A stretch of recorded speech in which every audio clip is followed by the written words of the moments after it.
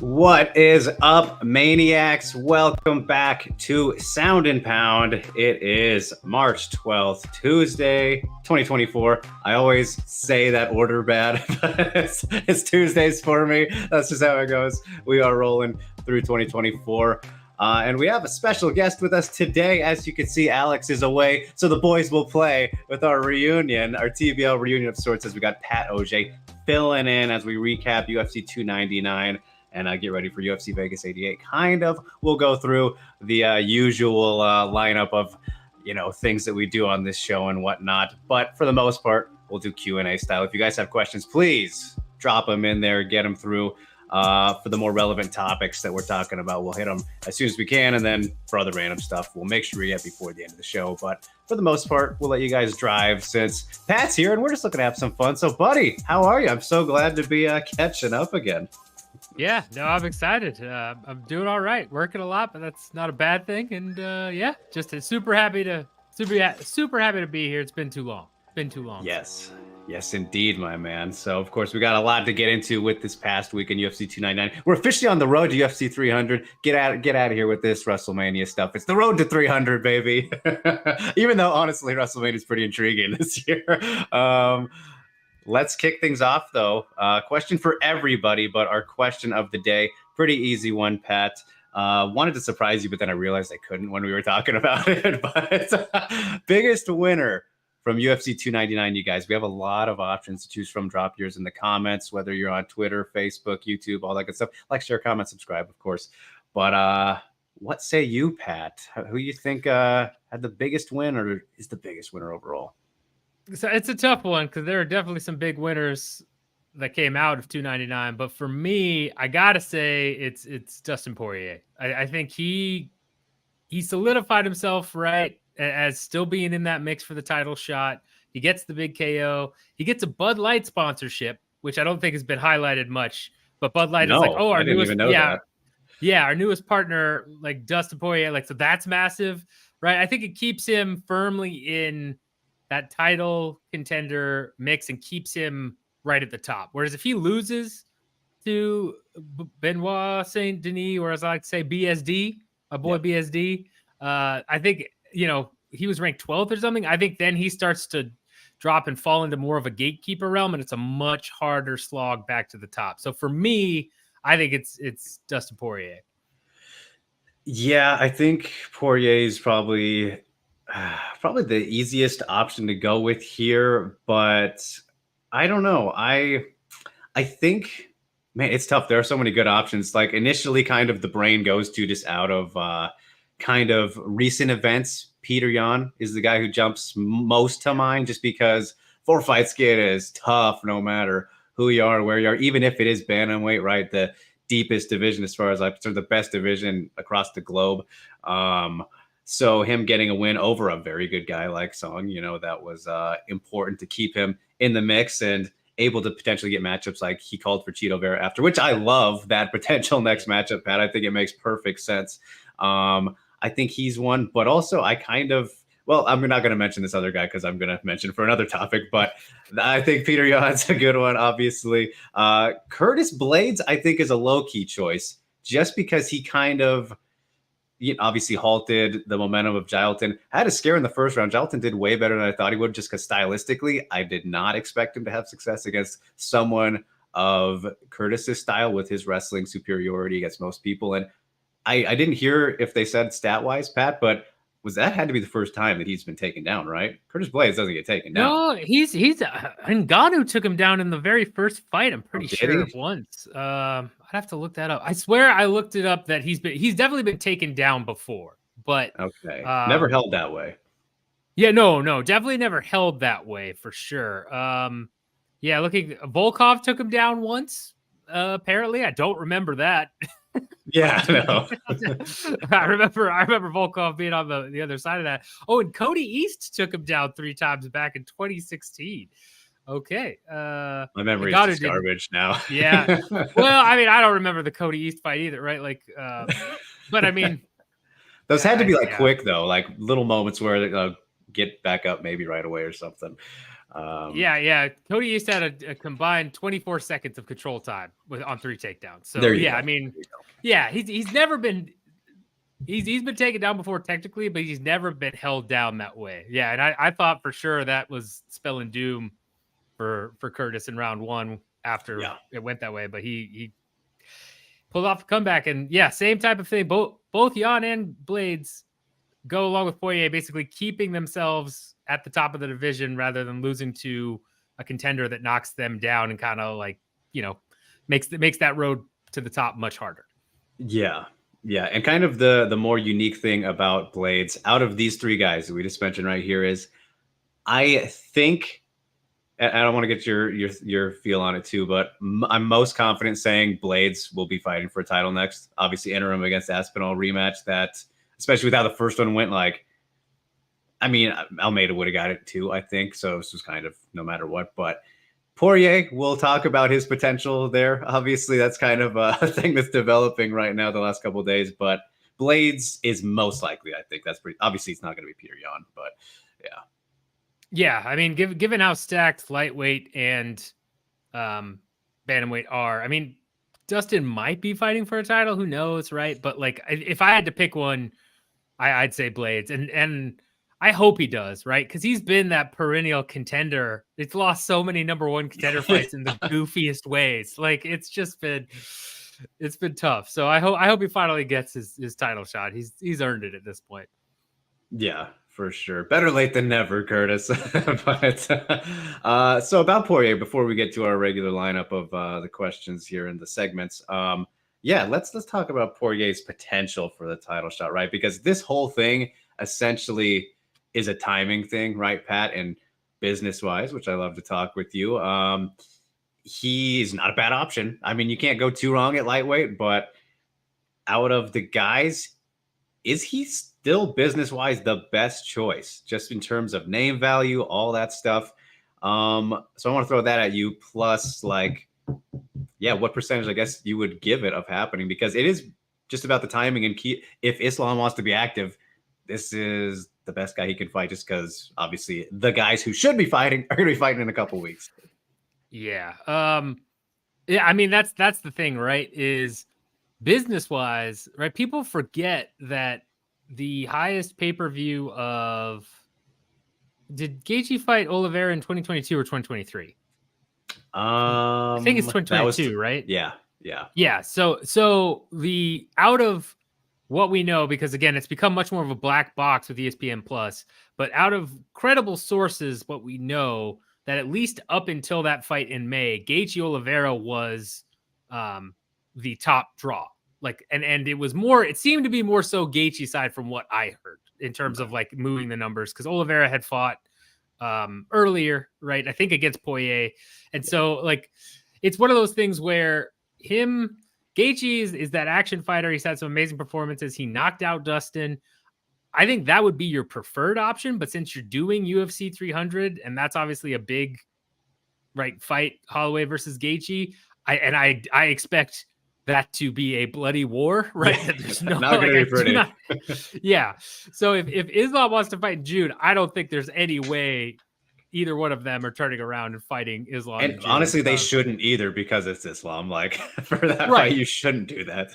No, the only way I see that happening is if Gaethje gets, like, Max's chin has shown a little bit vulnerability. Still never been knocked down, but he's seemed a little hurt in a couple of different fights.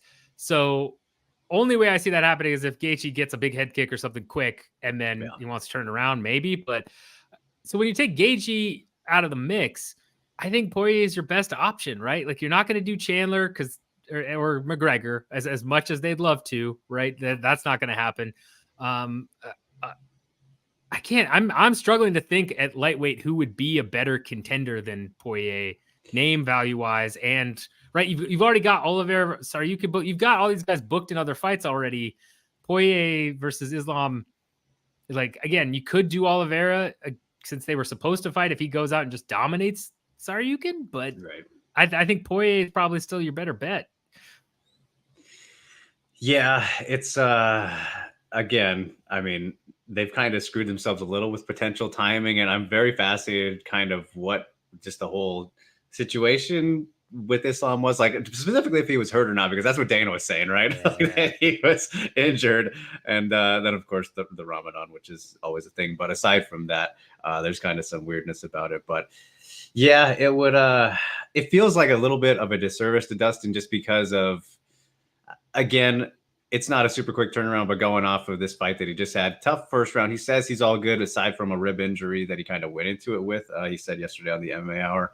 I don't know. I feel like the circumstances could be better for him, but at this point, kind of take what you can get with third time's hopefully the charm, for him after his opportunities, and one of the best guys out there. So I won't be too upset if he does get a shot, but it's obviously not the right move in a perfect world. So we will see how that all shakes out. But all right, before we carry on with our regular segments here today, we got some comments here which kind of flow on in, as Ghost is here saying, let me start by saying the maniacal moment. The shards of glass on the PFL match. What kind of clown show doesn't sweep the mats in between rounds? So yeah, the PFL happened in Paris, Pat. So let's get some thoughts on that. I wasn't watching along live. I was kind of following on Twitter, whatever day that was. But so I missed this. Is he just referring to the main event, or was there something else that happened? Because there was obviously a sliver. It's just the main event. Yeah. So I was watching along live, and yeah, the whole situation, it was just bizarre and stupid, and like the worst way that fight could have ended, right? Because it was a solid fight, and Baki is a crazy good prospect. Like people were sleeping on Baki because, of course, like 23, right? He's pretty young. Yeah, he's young. He's very good. He held his own very well against Cedric. I mean, it was, I think, because it was round 3. It was stopped at, I think it was like 19-19 on most scorecards or something. It was, it was good. It was a good fight. I don't remember what round or whatever. It was close. It was a good fight. The whole way that went down, though, was just some of the most ridiculous stuff I've ever seen. And lots of opinions, lots of people like saying that Baki was trying to play a game and Cedric was like, I mean, just the dumbest. Like I mean, it's like, and everybody was blaming Goddard, but like Goddard told Dubé asked for timeout, and Goddard's like, no, you've got to fight. And then he just didn't do it. And Dubé's talking to Baki and not moving forward when he's been moving forward the entire time. So the Baki looks over and is like, what's going on? Yeah. And then Dubé looks to the ref and like points to his foot. And it's like, what else is like, I think Goddard did the right thing. I know it's not a popular decision, but in the moment, like, should it be overturned? Yeah, sure. No contest it, run it back. Fine. But like, yeah, I don't know, Phantom, who was in charge of sweeping the mat, the cage. Who let what's his name in, Tony Parker in with Timberlands? Why would you do that? Like, just, but yeah, a couple people at PFL need to at best get reprimanded, at worst need to find other jobs, because man, I can't imagine. That's the worst possible way for that event to end, I think. Oh, I mean, especially for their European, I mean, specifically these Paris events they've been doing, which I said, well, following along with the event, is just like, these don't feel or look like PFL events at all, Pat. And I'm saying that's a positive. I'm saying that as a positive, right? Because they look like actual MMA shows. They don't have the stage and the ramp, right? They're going through the crowd. It's a full venue of more than 2,000 people at best. It's 16,600 or something. Like, crazy. It was insane. Like, this is the one event you don't need some PFL shit to happen on. And some PFL shit happened. How PFL is that though? PFL it's full effect. Yeah. That's what people were saying was, the Bellator came into effect there.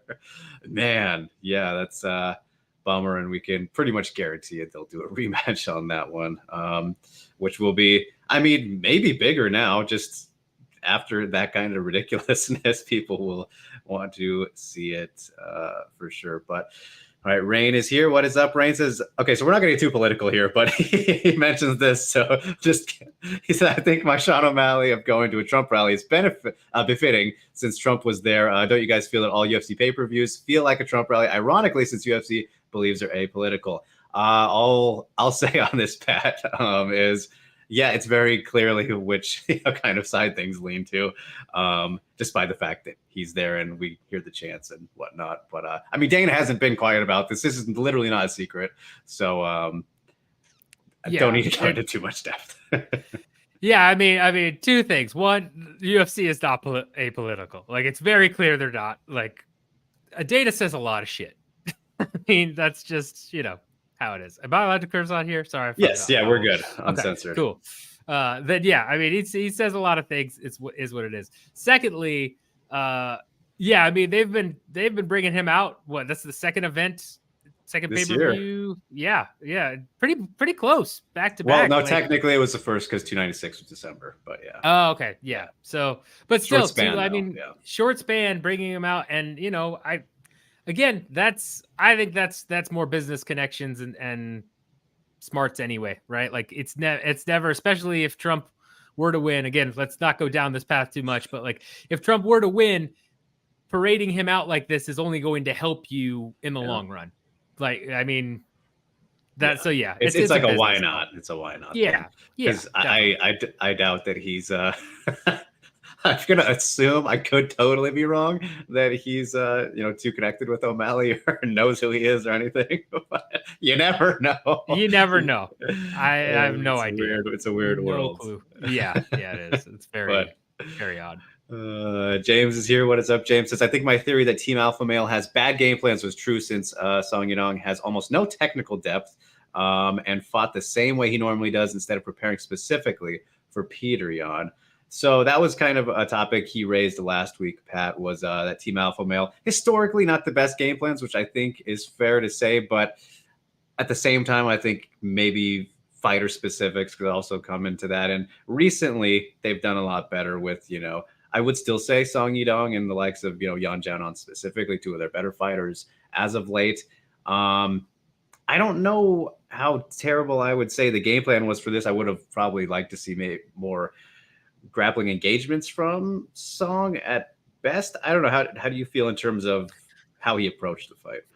So, yeah, and this is tough because admittedly, this was the one fight in transit. I've got a bunch of crap going on, so I ended up having to miss the first part getting in transit to where I was. So I didn't see the whole thing. I went back and saw highlights.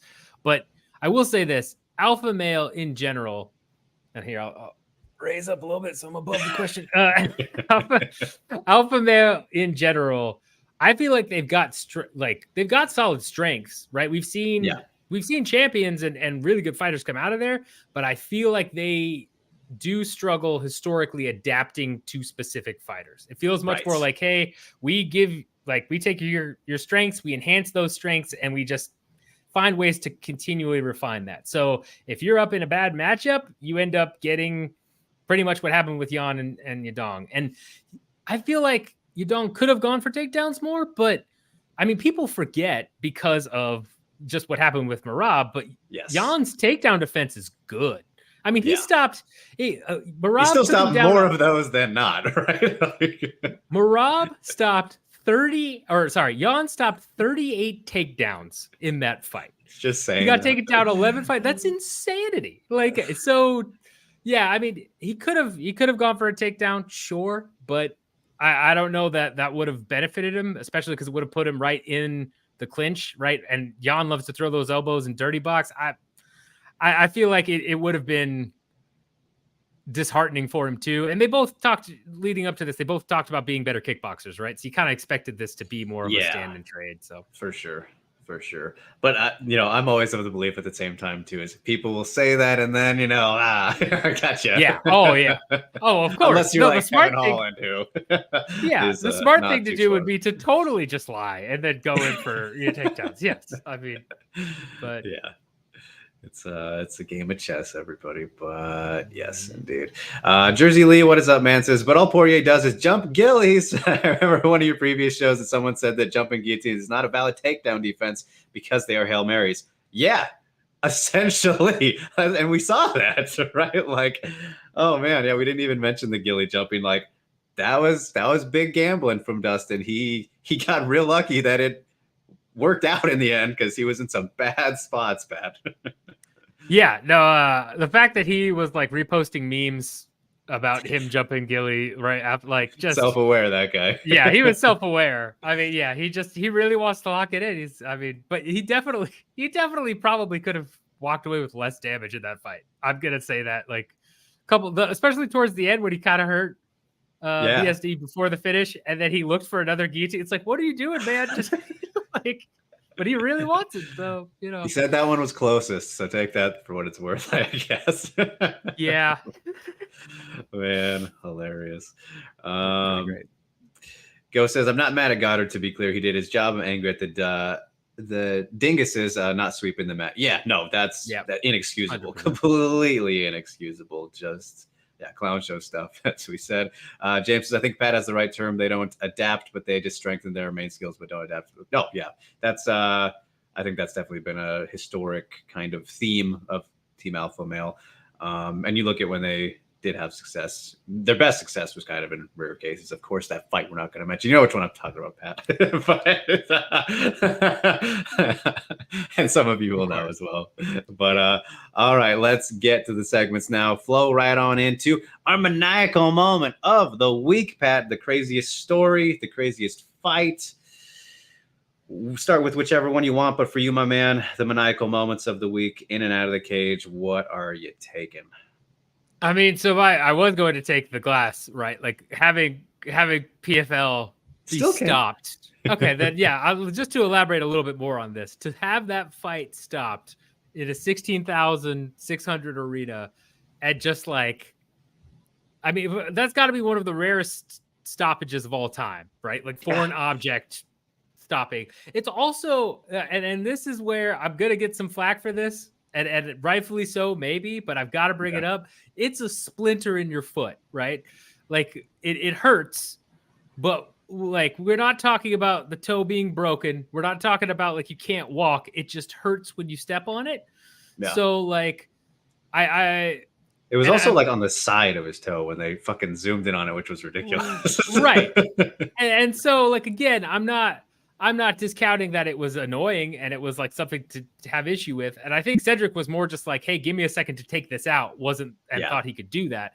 But it's a little frustrating that, like, I feel like if Goddard could speak fluent French, right, and they could have talked to each other and explained, maybe it works a little bit better. I don't know. Just for that being the reason, a splinter of glass in the side of the toe to end that fight. I mean, that's got to be right. Like that has to be it. There's some other great moments, but that one takes the cake. Like it's.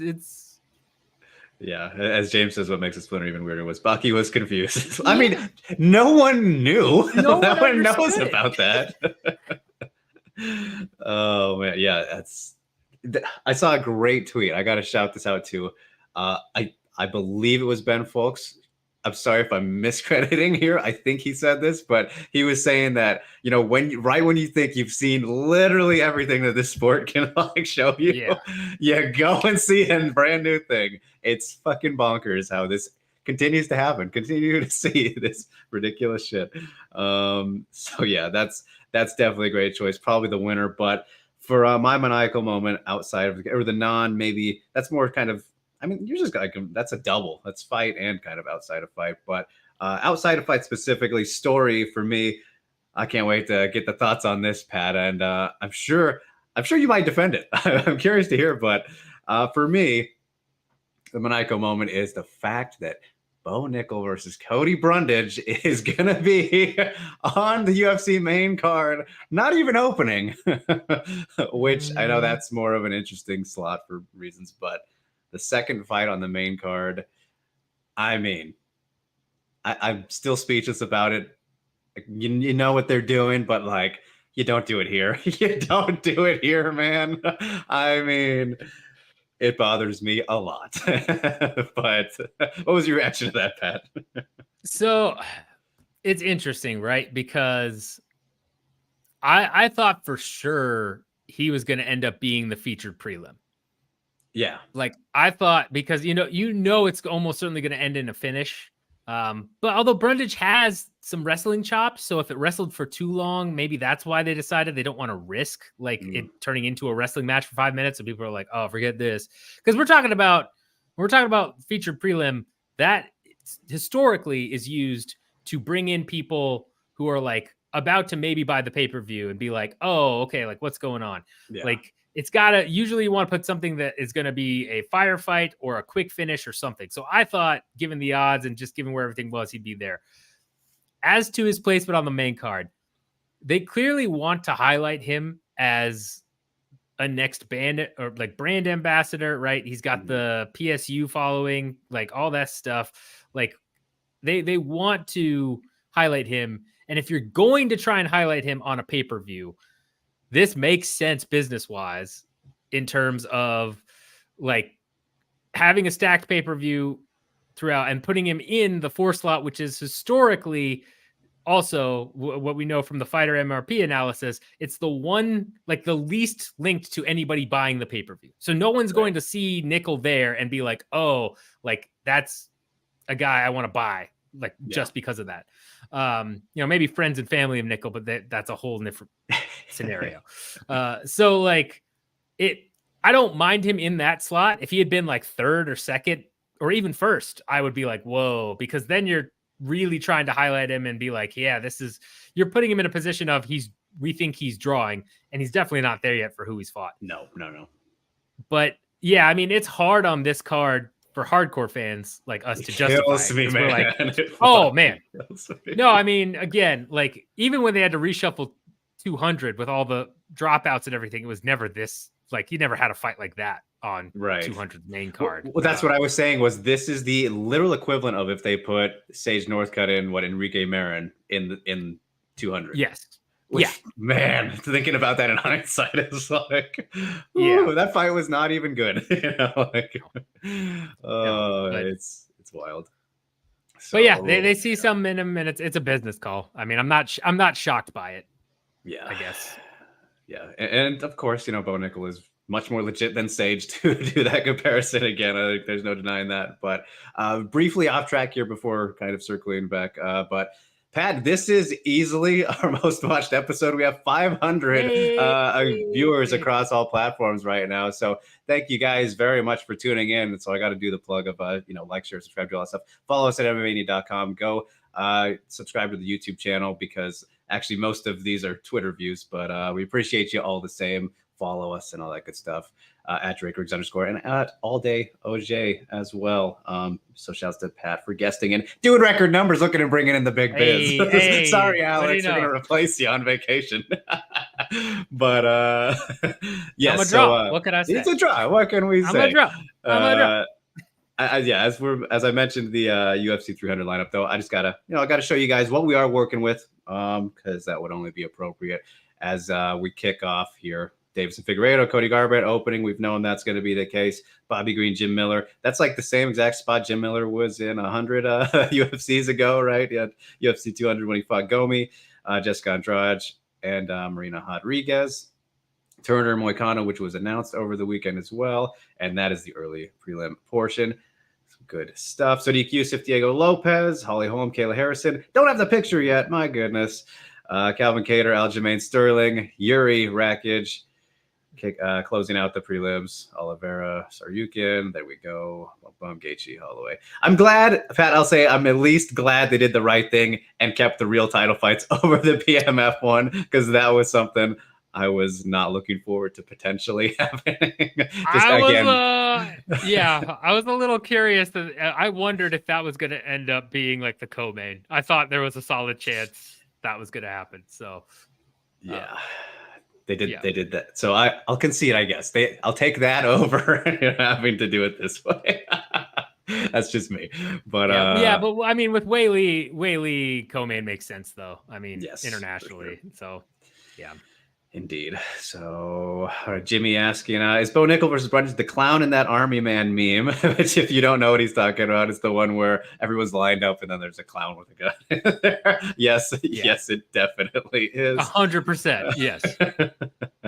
And Jin asks, is Bo Nickel the Great White Hope, in quotes, as Brendan Schaub says, not knowing the historical context of that.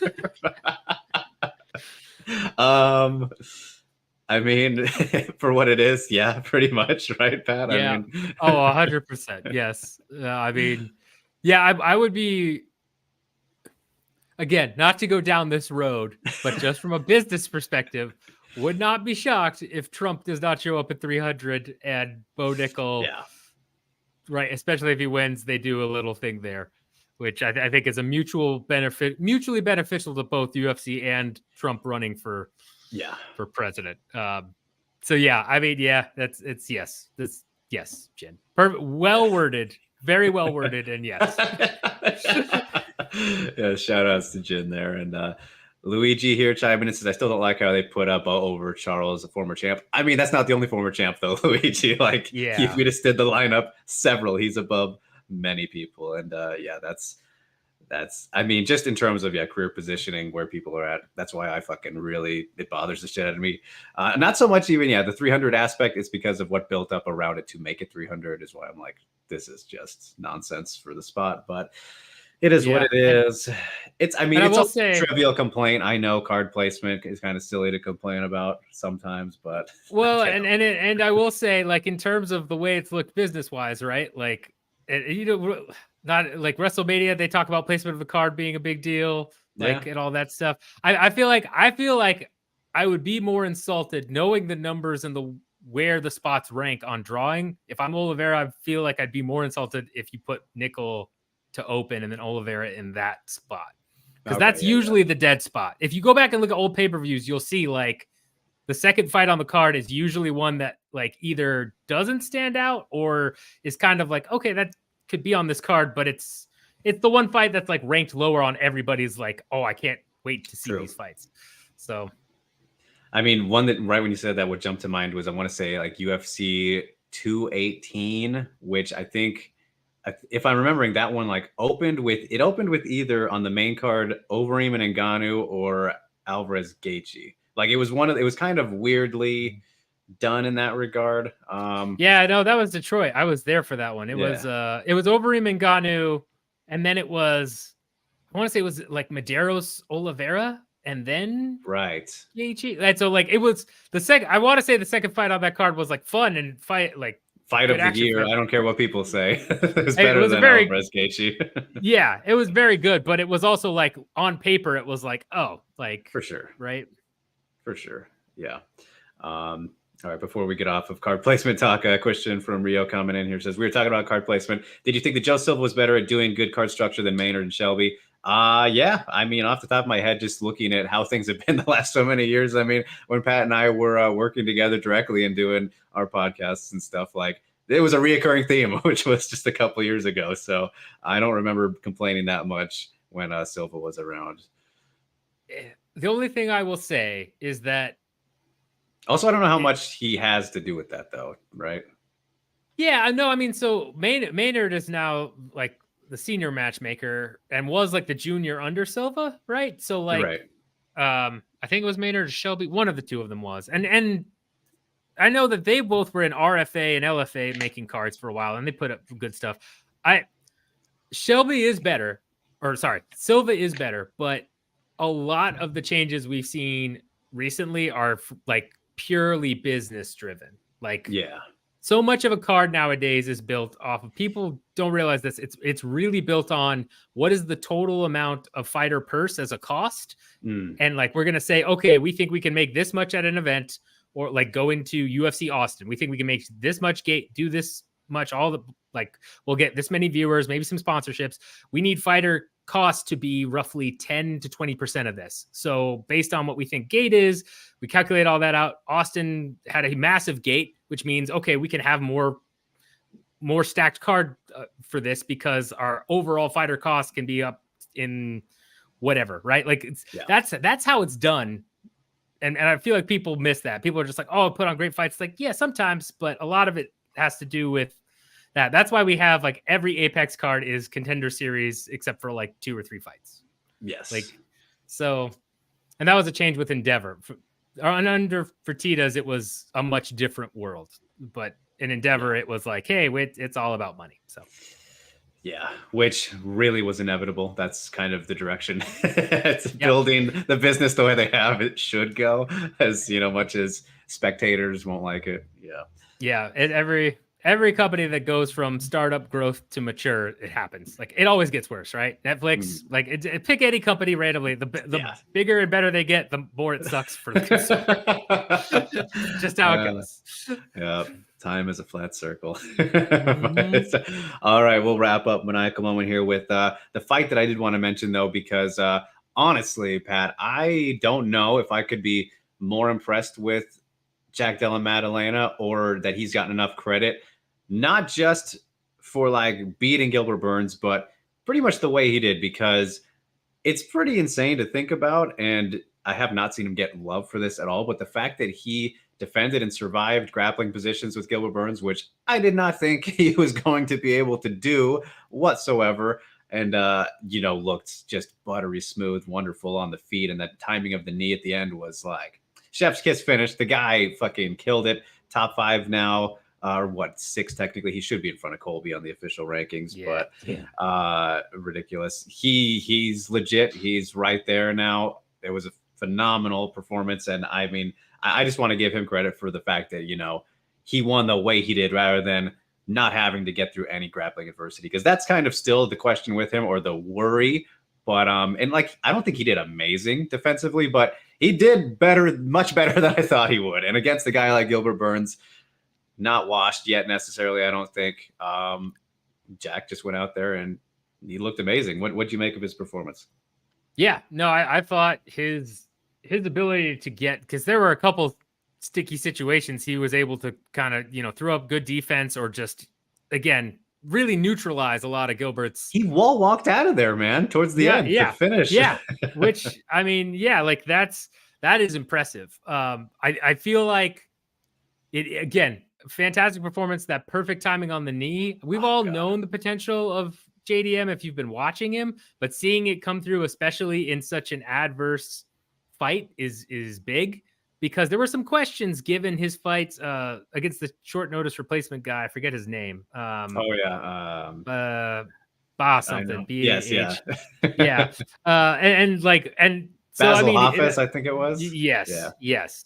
And so, to see him go up against Gilbert, who I agree is also not washed, and do as well as he did is great. The only thing I will point out is he was losing on the scorecards. So if he doesn't get that finish, right, he loses that fight. So he still has some work to do, especially he's right there at the upper echelon. But, against guys like Leon, against, if Kamaru comes back down, I don't know that he will. Like, I mean, there are a couple of things he's got to work on. But yeah, still fantastic performance, and definitely underrated. Yeah, I want to see those too. Like he's got me hooked in. I wasn't super sold on him until this past Saturday, and even then we still have those questions like you mentioned. So, and I got to say too, the commenters are gonna love this. Our usual followers here, but am I the only one who can't help but think of Jeffrey Dean Morgan every time we say JDM? I can't help it. He's the JDM to me. That's fair. No, that's fair. So, all right. Great segue to underrated moment, because honestly, that one definitely could have been in that slot too. But I just was, again, it was very unexpected for me. But in terms of the other ones, we have plenty to choose from, Pat. So what was your underrated moment of the week, my friend? So underrated moment of the week. I'm going to go a little business, because you know me, I'm a business boy. It's what I do. I think something that was not really talked about much was the fact that the UFC extended their Venom contract through 2029. It was I saw 1 or 2 little stories, but it wasn't really talked about. And when you think about the fanfare they had with Reebok, and then when Venom first had the deal, I also think it's interesting. This is the 3rd time that they've extended their contract with Venom already. It seems like every year, wild. And so reading the tea leaves here, I find it very underrated and important because if you look at TKO as a whole, WWE and UFC has extended this partnership out. The WWE just did the Netflix deal for like a ridiculous long time for Monday Night Raw. That tells me one of two things. Either they expect internally, just them, not the overall market, that they're going to have some headwinds and they need guaranteed revenue to point to be like, hey, we have this so that as things get bumpy, we don't have to worry about re-upping and knowing that like whoever we're going to re-up with is going to have leverage over us, knowing like we're going through whether it's the UFC antitrust lawsuit, whether it's the McMahon scandal on the WWE side. They've got a lot of fun stuff they're dealing with over at TKO right now. So there's that. Or two, which could be both actually, and or is they expect the market to be rough going forward the next several years. And media rights deals, I agree. Like I think it's going to be a uphill battle for UFC to get some of the rights renewals they want and all that fun stuff. But they might also expect just a general rough patch, and they want that guaranteed revenue out. So for me, again, that's interesting because it's essentially them saying like, yeah, it wouldn't be they're expecting things to go gangbusters and have a bunch of new growth, because why would you lock yourself into those deals otherwise?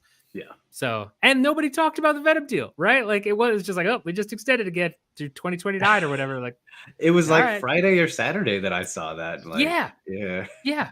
I saw one little blurb on, I think it was like, I forget where, and it was just like that was Fighting like, covered it. And yeah, Fighting, so. Good highlight. I mean, in terms of expression and stuff, I'm glad that they're at least letting people be more creative. Pink shorts, camo shorts, whatever.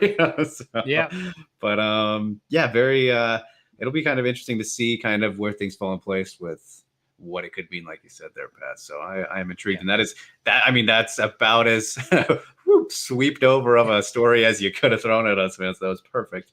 For me, I'm sticking with the fight though. Again, as I got to give some love to Kyler Phillips. Again, I didn't expect his performance against Pedro Munoz. I think if we're to make this comparison here between Pedro and Gilbert, who are somewhat relatively similar fighters, at least in terms of background, right, and their ability on the ground.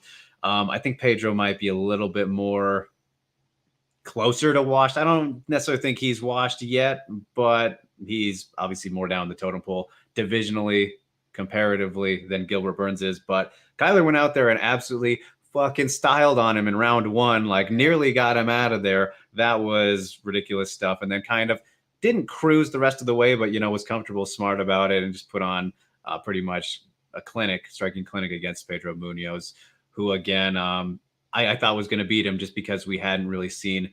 Of course, Kyler has the win over Song Yadong, looked great in that one, but I don't know. I feel like he obviously hasn't been tested as often and as much at the same level as Pedro, but then he went out there and looked goddamn great against him. And man, it's just like bantamweight, they just keep pumping out new names. We're seeing kind of the flow of the guys coming up now. And again, I still think Pedro can beat plenty of guys. I don't think he's quite toast just yet, but Kyler Phillips, he was definitely one of the good performances out of the weekend, and again got overshadowed by a lot of stuff because there was a lot going on. But quick thoughts on Kyler. Pat, did that surprise you? Yeah, I mean, he's been one to watch in the bantamweight division for a while if you've been keeping track. And again, it's stacked, so I don't think Pedro's washed at all. I think he's just in a much more stacked division, and he's older. He's going to be a gatekeeper, right? Probably at this point. But he's good. He's a great test. And Kyler doing what he did. I mean, it's and Kyler slowed down a little bit. That's he's showed a couple times he's slowing down a little bit where he's got to work on that cardio if he can. But otherwise, some of those kicks he's throwing, some of those things, man, and in a perfect. Give me one round of Jan versus Kyler Phillips, please. And I feel like I'd have a great time. I feel like I'd have a great time. I will take that. Hopefully we get that someday indeed. Ghost, his underrated moment is the Tekker's adjustments by Jan by using the jab to draw out Song's level changes and punish the level changes with uppercuts. Yeah, I mean, again, Peter Jan's thing is just he doesn't get warmed up until about like end of the second round here, or midway point there. He starts off slow but finishes real strong. So yes, good shout there, Ghost. And Jersey asking, how do we judge a washed fighter? Obviously, Tony Ferguson washed, but do we consider fighters slowing down as being washed? I mean, it's kind of such an extreme example with Tony, right? But like, that's a great one. Yeah, I just think once you kind of start to see a significant difference in a fighter, right? And when going from, like, let me think here of when I would even say that Tony became washed, right? Because, like, you know, he still fought plenty of good guys until, you know, I mean, still, even, of course, Patty's not the best that he just fought, but I think it took a couple for me. And it's hard to think of all of them because he's lost so many in a row now. Yeah, no, now he's just, I mean, to me, Tony's a tough situation too, because I feel like, I 100% feel like the Gaethje loss changed him, right? Like he got so beat up in there, and then Oliveira just cut through him. It wasn't even, I mean, it was that bad. might have been the one where I was like, okay, he had nothing. Yeah, right. Like it's a lot of people. I saw a ton of people saying that Jan was washed, right, and that like you had to go with Song Yadong, you had to bet Song Yadong, and I was like, man, losing to Marab, defending 38 takedowns, losing to Marab is not. That's fine. And the other two, he arguably could have won. Should have won. Right. Exactly. Like the other two were very close. And yeah, the O'Malley one especially, a lot of people thought he beat O'Malley. So to me, like if he had like if Song had beaten him 30-27 and just outboxed him, okay, then yeah, I think this is probably where he's probably in trouble. But yeah, up until then, no. And yeah, Tony, I feel like Oliveira, once Tony's ground game was just instantly neutralized, because even when he was losing the fight, the stand-up with Gaethje, you're like, well, yeah, but he's got a lot of submissions off his back. He did all this, and then you saw the Oliveira fight, and you're like, and then and then he really fell off a cliff. But I mean, even against Chandler, he was winning until he wasn't. Right? Like, yeah. It's tricky. It's definitely very situational, Jersey, depending on, you know, the fighters and kind of what they're going up against. I mean, Carlos Condit was as another example that just came to mind of where you could see his level of competition changed, and he still was kind of struggling pretty badly towards the end. Yeah. But then even then with him, he did end up putting together a brief 2-fight, you know, win streak between his rough patch. So like, it's just a weird sport, man. it's super weird. I mean, and then there's Arlovsky, who's still my favorite example of just like goes on a 5-fight skid and then wins 4 in a row. Like just like Arlovsky. I love Andre for that. But yeah, it's, you never know for sure, right? It is what it is. But yes. Yeah. Indeed. But all right, we're getting close to wrapping up now, you guys, since we got to keep Pat. You can't have him for too long here. You know, we're getting spoiled as the viewer count continues to raise. We appreciate you guys so much. Like, share, subscribe, YouTube, MMA Mania, all that good stuff. But we got to talk a little bit about this upcoming weekend, I guess, Pat. UFC Vegas 88. So the Mania mainline, what we're most looking forward to this weekend personally, Pat. And then we'll give our predictions on the main event. But what tickles your fancy, if anything, out of this weekend? Doesn't have to be UFC specifically, but there's not much. Yeah, I mean, that's the thing. There's really not much that I would watch this weekend. UFC I'll watch, but like, you know, it's one of those cards. I feel like one. Yeah, it's a card. Honestly, the one that intrigues me the most, even though I feel like it's the odds are speaking to it and it's destined to end terribly, is OSP versus Kennedy Nzechukwu. Just because OSP is such a weird enigma, right? Goes up to heavyweight and loses, it comes back down, beats a couple people. Like, I don't know. I feel like it's not going to go well for him, but I'm intrigued to see if it does, because, you know, could OSP be the next Andre, where he just like wins enough to be that light heavyweight gatekeeper that just, it's like, you know, I don't know. But other than that, this card, a couple fun potential fights, right? Like Nunes Chandler's semi intriguing. Yeah, maybe, but yeah, I mean, that's car crash for while it lasts, hopefully. Yeah, right. But that's I'm looking to see if OSP is truly done or not, because I feel if he loses, I think that's it for OSP. I think he's probably out. Yeah. Yeah, he is definitely another one of those kind of weird roller coaster you guys who can just kind of pull something out of a hat when you're least expecting him after his momentum's just dead. It's just Yeah. completely gone. But yeah, that's a good shout. For me though, I'm still, when this fight was announced, I thought it was really weird, and that's why I like it and why I'm gonna say it's one of my main lines right here. You probably know where I'm going, but Barberena versus Mearshart, like Yeah. this fight still is one that doesn't sound real to me, just because what Brian, what is the division even for this? Let me see here. Middleweight? Okay, Brian's going up. Yeah, so like that's Yeah. he's Yeah. not the he's never been, like I don't know how to say this about like his physique at welterweight, like unless he's packed on like specifically muscle, right? Just to like kind of Yeah. bulk out for middleweight. I'm really curious to see what he looks like. Right. Has he actually bulked up, or has he gone the John Volante route? Exactly. Just drinking beers and ready to go fight. But Bam Bam's always a fun time. Mearshart always a fun time. One of the most killer be killed guys is Gerald Mearshart. People might not realize, but you look at his record, like there's only like maybe 3 decisions out of nearly 40 plus fights. The guy is the definition of that, and it's usually submission in either direction, which favors him to an extent, I would have to think, against Bam Bam with the size advantage we would expect. But chin's not the best either, so there's a chance there for Barberena. I think it'll be fun. This is a fight that I'm actually pretty excited for because it's just weird and unexpected. And then also I got to give shouts to Panny versus Macy, too, a rematch I wasn't quite expecting, but it's at the weight class it should have been in the first goddamn place. So both fighters at an interesting point in their careers, trying to climb up this shambles of a ladder 135 that it is.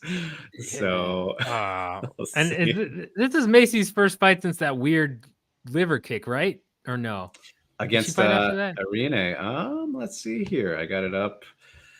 Macy has not fought since then. All right, so she didn't fight at all last year. That was September 2022. So she's taken some time off, and that was at 140. Remember, she was struggling, let's see, Dumont missed weight before that, but then she missed weight against Rocky P at the end of 2021. But it was Aldana had the weight issue, which is why I was at 140 there. So okay, maybe we don't have to worry too much about that for her. But interesting factor. I mean, Macy has always been one of the bigger bantamweights for sure, just in her career. So I'm looking forward to that rematch and kind of if she's rusty now, because damn, man, I didn't realize it was that long ago. But there we have it. So all right, let's touch on the main event now, Pat. The big boys heavyweight, the other Bam Bam, Tuivasa. Will we get an Apex shoe? He doesn't feel right. That feels like a disrespect to the nation as he takes on Marcy and Tybura. I will be there. I'm in Vegas, if you guys were wondering. Alex isn't here, but I'm in his house. So I will be at Media Day tomorrow. Look forward to all the coverage there on MMA Mania and then the weigh-ins and all that good stuff. We'll have the live streams up here as well. But the main event, Pat, it's man, this is pretty coin flip for me because I feel like we know completely what we're getting from both guys at this point. Like there's nothing new to learn. There's no improvements that are going to be made. These guys are never fighting for a title. Like I don't want to be rude about it. It's just blunt. It's what we know. Unless we go out there and see some very bold changes in just an entire, lifestyle change from Tuivasa or something like that, who's been always adamant against like fighting smart. How do you think this one's gonna go? I mean, so this is another one where like when you first said Bam Bam and it was a weird matchup, I actually thought it was this. You were talking about it, because I would agree. It's yes. the same, like, right? It is also very weird. Like it's another weird pairing where you're gonna have a guy that's like Tybura is definitely gonna try and grapple, and Tuivasa is just gonna swing and try and throw his lights out. I lean Tuivasa here just because I has shown slight improvement in his takedown defense, and it feels like he can definitely get taken down, but usually you have to be a certain level, and I don't know that Tybura is that level. Right? I mean, didn't Tybura get knocked out by Greg Hardy I think at one point, like way back in the day. I feel like No, that. No, okay. he beat him. He beat Greg He Hardy, beat. thankfully. Okay, yeah, he beat. Yeah, okay. Because I was gonna say, okay, that makes me like Tybura a little bit more, That but was when he still, was rolling. He won 5 in a row in that stretch. yeah, yeah, and so, I mean, my thing here is, I would agree that Tybura is never gonna fight for a title. Bam Bam You have is. faith in him still. I mean, I have faith that he is the true disciple of Mark Hunt, and thus can always get enough knockout wins. Right? I mean, Okay. he knocked down Gone. If that punch had knocked Gone out, he's fighting for a title. Like, I mean, and a heavyweight is still shallow enough. It's gotten much better, but it's still just shallow enough that he could fight the right people to get a shot. And real quick, as Ghost says, it is a very unserious division. Yeah. Yes. Yeah. So I mean, I would say I lean Tuivasa here, but I mean, it's mostly a coin flip, and I wouldn't be surprised if Tybura ground and pounds him or submits him. Right? Like I agree. I do, the more kind of thinking on it and dissecting it here together, I think about Tybura is his path to victory is kind of weathering and wearing Ty down and finishing him maybe a round 3 late there in one of the later rounds. Like, not that he can't, finish him early or catch him with something big, but Tybura has never necessarily been that massive shot guy at heavyweight. You could argue he's one of the more technical strikers and mixes things together pretty well more often than not. It's just he has a little bit of Johnny Walker in him where he just gets iced and embarrassed in real weird ways. Like, and because of the fact that he's going to have to wear on Ty and tire him out, which in theory should not be too difficult if things go his way and he implements his game plan, as we've seen him do numerous times throughout his UFC career. Problem is, he's just got to survive not getting blasted in that time period, which I think is a much bigger risk because, again, Tai Tuivasa, he lands on people even when he loses more often than not, like you said with Cyril Gane. And circling this back to the power or lack thereof of Tybura compared to other guys, like Tuivasa, he's been knocked out a decent amount of times now, but still pretty fucking tough. He still has a pretty solid chin. Like, I wouldn't say he's cracked too much either. And it's kind of, your Mark Hunt comparison's pretty goddamn good because even though Hunt started to get knocked out towards the end of his career, it wasn't like you just dinked him with a jab and he went down. Like, I don't think these guys, they're just not built to ever have that happen to them. So I do lean Tuivasa as well, and just I trust his chin plus the power going back at Tybura, where he's probably we're gonna get a pretty vintage Ty knockout. I'm gonna predict like second round, which is gonna be sad because it's in the Apex, but here we are. It's the state of affairs. I don't trust Tybura's chin is kind of what this all boils down to, though. Like, he'll have a success in first round for a little bit. He just won't be able to sustain getting blasted. So that's how I'm feeling about that one. So, all right, you guys. Well, that can wrap up the Mania mainline as we got to get out of here, but we will go through the questions real quick here that you guys have left us throughout. Appreciate you so much. And again, we are still peaking, Pat, towards the end. 680 viewers. It has only gone up. Thank you so much, you guys. We appreciate it. Again, like, share, subscribe, MMA Mania's platforms, all that, wherever you're watching from right now. Awesome to see. But all right, we will kick off here these final questions. With Tough 32 was also announced, Pat. That's right, that happened. Will we have to wait more than 2 years like Chandler McGregor for Shevchenko Grasso 3? I don't think so. I don't think we'll have to worry about that at all. Super safe bet that will be UFC 306 in the Sphere Mexican Independence Day. Like 99% chance that's what they'll do. Valentina said yesterday she doesn't want it. You can see her scrub here on the channel. But yeah, that's when it's happening, right, Pat? No, the real question is, do we get Val these coaches fighting before Conor versus Chip? Yes, that's the real question. Which would be funny if it's the same night. They still get the nod there. That would be incredible. Technically are. Oh god, that is definitely the real question. Synchro says, I guess okay for Chandler and McGregor to stay out for a long time after tough, since they are not serious contenders, but Valance Alex are part of the title picture. Concerns. Yeah, I mean, no, it's just a million percent a situational thing with Connor, and I mean, pretty much just him. Pretty much just him. Obviously, there was the holdup with USADA and all that, but even then, who knows if he would have came back if that wasn't an issue anyway. But no, this is totally different. Like, I have no worries or concerns about Valentina and Alexa not fighting this year and before them. So, right.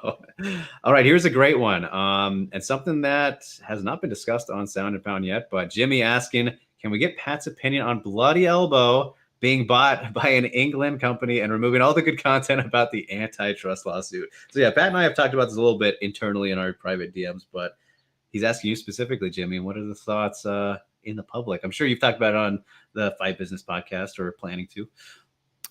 Planning to. Haven't gotten around to it yet, but yeah, I mean, it sucks, right? Like, I mean, it's Bloody Elbow, you know, it's been one of the last bastions of true journalism and really going into stuff. You know, a lot. I wouldn't be in this space without John Nash's stuff. You know, basically hooking my interest and then getting into this more. So it's really crappy. I know they are moving. So I know it is on the Substack now. They're the MMA draw, I think.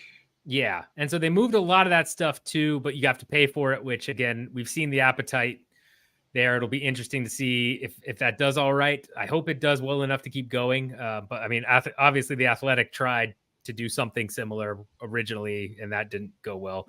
Yeah. So hoping it does better. But I mean, it's one of those things where you know, it just sucks that it's a shame to see it happen. And for it to happen overnight and the way it did is kind of right, like kind of wonky. And the fact that like people were able to figure it out before an official announcement and all, it's just and everybody got let go, which also sucks because there's some really good people at Bloody Elbow and it's rough. So I mean, yeah, it's sad. You never want to see another outlet go out, especially those guys, because they were covering a lot of important stuff. I'm happy to see that some of us are still covering similar-ish stuff, but I mean, like, you know, Nash is always going to be the authority on most of the antitrust stuff and a lot of the finance stuff. It's crappy, you know. It is what it is. Was a dark day. We kind of briefly touched on that. I just remembered now, Alex and I last week. So, yeah, sucks. And I'm just gonna say this because I don't give a fuck. But I'm pretty sure that one of the new guys is AI. So if you pay attention to that, I won't say the name, but. They're turning, they're one of the guys is turning out like 8 articles a day about random like tweet highlights or something. It's like, oh, this is 100%. You're just using Chat GPT to. Yeah, they read a little bit weird too. So it's not hard to figure out. We have eyes, but I mean, okay, so Jimmy is following up that by asking, what do we think of Jake Shields making fun of Bloody Elbow's demise, despite them being the only people battling for him in the antitrust lawsuit? Isn't that very strange? I mean, Jake Shields is a little bit of a strange guy. I mean, yes, and like, right, it's Bloody Elbow has not been without their controversy over the past 10 years, 5 years, I would say. I could think of 2 big incidences on there. I mean, one of those though wasn't a content issue though, right? If we're obviously thinking of. Oh yeah. No, it wasn't a content issue, but like, but yeah, I mean, it's one of those things where they are very passionate people. I have gotten into arguments with Kid Nate and a couple people from Bloody Elbow, right? They are very passionate people. Yeah. It doesn't shock me they rub some fighters the wrong way, right? Like it's not. Yeah. And that's not a knock against them. It's just that's what happens, right? Yes. Yeah. Indeed. But Rio asking, do you think the UFC Fight Night cards have been ruined by the ESPN deal? They are so lazy now. Yeah, I mean, Pat and I, we talked about this years ago too. Like it was very evident right away because again, they don't have to try anymore. That's right. All it boiled down to, right? And so yeah, that's plain and simply pretty much it, right, Pat? So, yeah, no, I mean, it's all they have to do is deliver content. It doesn't have to be good content. They can have Contender Series alum headline, and you guys keep watching. So if you do, as long as you're doing that, it's not going to stop. Stop watching. That's the only way it'll change. Don't stop watching. But if you want things to change, I didn't say that. Didn't hear it from me. And banned, blacklisted. It's by tomorrow. Jin says, I saw the 2024 drug test. Why is Darius Flowers tested more times than Jones and Makhachev? It's almost like they're looking for performance debilitating drugs. No rhyme or reason. I don't know where the database is for the new stuff and whatnot. There's still a decent amount of unknowns about how that all is going down with Drug Testing International or whatever, DSFI. Yeah, the guy that caught Bin Laden, right, runs it, Saddam. Oh yes, not Bin Laden, Saddam, which is just weird. But yeah, no, it's I don't know, it's some private company, right? Like they don't have the same scrutiny as USADA on them, right? Yeah. They don't have their biggest client has to be the UFC, I would imagine. So yeah, I have no idea. Yeah, no real explanations there, Jin, but I am definitely curious. So we'll see as time unfolds there. Ghost asking, how funny was it that Valentina asked for neutral ground in her home country after her destruction via split draw? Well, you kind of confused me a little bit with the end there, but I get what she was saying yesterday. I don't know if you saw this, Pat, but she said that that's why she doesn't want to go to the Sphere and fight on Mexican Independence Day, is because it's not as fair because they fought there last year. And I mean, the first fight, like that, you could say was neutral ground, right? Because neither of them are Americans and whatnot. So it's kind of weird, but still it would even it out if, like, let's say, not happening, but if they went and fought in Kyrgyzstan or one of Valentina's affiliate countries. Right. So I get what she's saying. It's incredibly wishful thinking, and just not going to happen. But I get it, Yeah, I mean, it's not hard to see that they view Grasso as, a bigger draw in the next iteration at flyweight that can bring some eyes to it. Also, quick too, just like she did objectively, even though I don't think she won the fight, she did get fucked on the scorecards by the judges. Oh,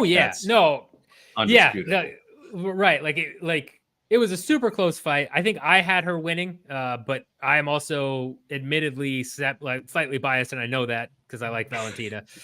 So I the thing is, though, the fifth round just wasn't a 10-8. Yes, that's the main thing is that 10-8 was one of the worst scorecards I've ever seen in terms of just, especially a title fight. Like that's the deciding factor. God, it's like, come on. So that was terrible. But I mean, I get why she's asking for it, but they made Jessica Andrade, who had just won the title, go to China to fight right after, even though she had been a staple in that division forever, and they had Brazil. Like, yeah, and they made her first defense be in China. Like they're definitely doing UFC Noche. Yeah, I can't imagine it's not happening. Yeah, that would, unless she's real adamant about standing. But then they'd give Grasso somebody else. Then I'd bet. Yeah, then she'd fight Blanchfield-Perot, which arguably should still happen, maybe depending where you sit there. But yeah, and last one here, close out, Jimmy. We pretty much addressed it. Chris Bresnell said that Bloody Elbow being bought means that the new owners will be using ChatGPT to save costs. Is that true? We can't confirm this, but definitely looks like it, and that's why that would happen.